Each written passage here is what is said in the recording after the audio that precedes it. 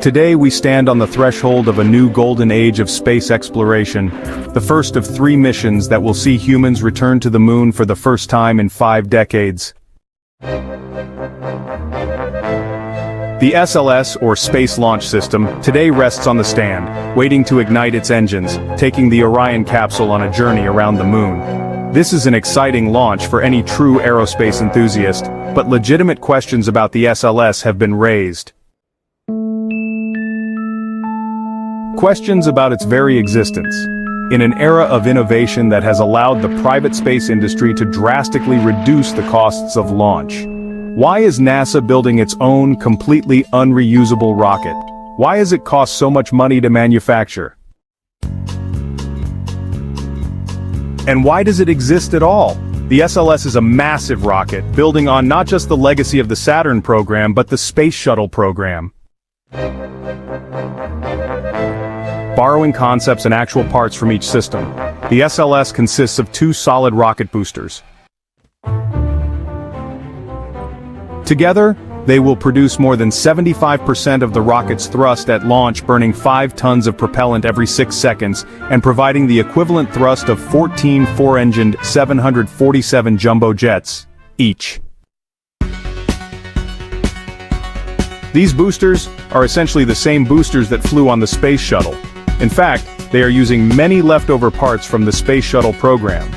With some updated designs to the nozzle and an additional 5th booster segment, this new generation booster has 25% more fuel capacity over the shuttles. However, unlike the solid rocket boosters of the Space Shuttle, these boosters will not be recovered and refurbished. In an era where we can literally fly our boosters back to the ground, this seems like a strange choice. Why did NASA decide to go this route? To understand that, we have to look back in time. 2 programs were canceled in 2011. The Space Shuttle program and the Constellation program. We are all familiar with the Space Shuttle program, but the Constellation program is less known, due to the fact it only ever flew a prototype rocket. The Ares prototype flew in 2009 and tested the Orion launch abort system. If that name sounds familiar, that's because Orion is the same spacecraft that will be flying on top of the SLS. The Orion spacecraft was originally designed for the Constellation program before its cancellation in 2011. In fact, if we look at the final planned Ares rocket design, the Ares 5, it bears a striking resemblance to the SLS. That's no coincidence, just as parts from the Space Shuttle program were scavenged for the SLS. Designs and employees were taken from the Constellation program. We see this pattern play out throughout the SLS's design. The giant orange insulation-covered core stage containing 2 gigantic propellant tanks holding 2 million liters of liquid hydrogen and 742,000 liters of liquid oxygen will be feeding 4 RS-25 engines. These engines are not only the same design used for the Space Shuttle, but they are literally scavenged from previously flown space shuttles. The 4 engines for Artemis 1 have these serial numbers, and from that we can track their flight history. These engines have a rich history within NASA, bringing components of the ISS to orbit and flying astronauts to Hubble to repair and maintain it. These are tried and tested engines that, in theory, would save NASA money, but oddly, the SLS program's greatest criticism is its cost, running up a bill of $23 billion. When Barack Obama released the US government's budget in 2010, the Constellation budget showed all zeros. The program was effectively canceled. Obama's vision for NASA's future was for collaboration between commercial space partners like SpaceX, while shifting NASA's budget and focus to projects which were not commercially viable. A vision that is largely coming to fruition today. So if the Constellation program was cancelled in 2010, how is this resurrected Frankenstein's monster standing on the pad today, ready to launch to the moon? The answer: politics. This legislation will define NASA's future by building on its past. Obama's cancellation of the Constellation program was met with criticism from politicians from all over the United States. The elevated costs of the program was partially by design. NASA gained support in Congress by spreading jobs all across the United States, ensuring widespread support by the constituents of the politicians in each region. When the Constellation program was canceled, it left thousands of people without work. People were understandably upset. This forced the Obama administration to backpedal, resulting in the NASA Authorization Act of 2010 being signed, providing NASA budget to both the commercial space launch industry and, in effect, brought the Constellation program back from the dead under a new name. Artemis Scene 13 Reuse Mandate. The act even specified that NASA needed to reuse technology, contracts, and workforce from the Constellation program.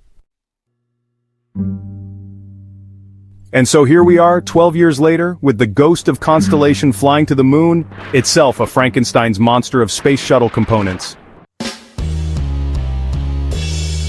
This is clearly not an efficient way of developing a rocket. Canceling one over-budget project and then bringing it back a couple of months later with added design restrictions. That's perfectly obvious to anyone and everyone involved. It's just how bureaucracy in a democratic system shakes out sometimes. Could that money have been spent better elsewhere? Absolutely. Would it have been spent in NASA without the intentional cost inefficiencies? Probably not. This was a jobs program where we get an incredible rocket as the output. The SLS, despite its inefficiencies, is undeniably cool. The sound from solid rocket boosters is something I have dreamt of experiencing. I don't think anyone with an honest love of aerospace can look at this machine and not be in awe. It looks like someone asked Mid-Journey to create a hybrid of the Saturn V and Space Shuttle. And perhaps that's nostalgia for an era I was born too late to experience, but that era took us to the moon. I have a tattoo of Buzz Aldrin on the moon on my leg. To say I'm excited is an understatement. This machine, if all goes to plan, is going to take us back to the moon. With the progress happening in the commercial space industry following hot on NASA's heels, we will have cheaper heavy lift rockets capable of taking us to the moon and further. NASA won't need to funnel money into a project like this again. Instead of being able to focus on projects like the James Webb Telescope.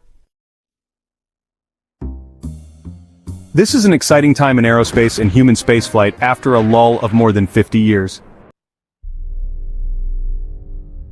Times are changing. This is a stepping stone to a permanent human habitat on the moon, and maybe someday Mars.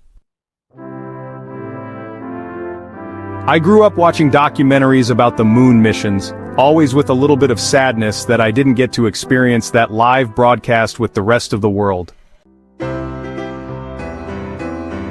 Documentaries like Hack the Moon, Armstrong, and Crisis on Apollo 13 felt like watching a Marvel movie, real-life superheroes. You can relive that nostalgia and get excited for this new generation of heroes and stories by watching these documentaries on CuriosityStream for just $14.79 a year. An insanely low price. These are just a small collection of the aerospace and aviation documentaries available on CuriosityStream, and you also get access to my new aviation history documentary series, The Battle of Nebula is our creator-owned streaming platform that allows us to release work that may not work on YouTube. In our newly released episode, we explore the ground-based anti-aircraft technologies employed by Britain to protect its cities and strategic resources, diving into the statistics and technology to discover just how effective this often debated tactic was. You can watch that along with other originals like Wendover Productions' new episode of Extremities on Wake Island, a tiny remote island in the center of the Pacific just big enough to fit a military runway that played a pivotal role. You will get access to both Nebula and Curiosity Stream for just $14.79.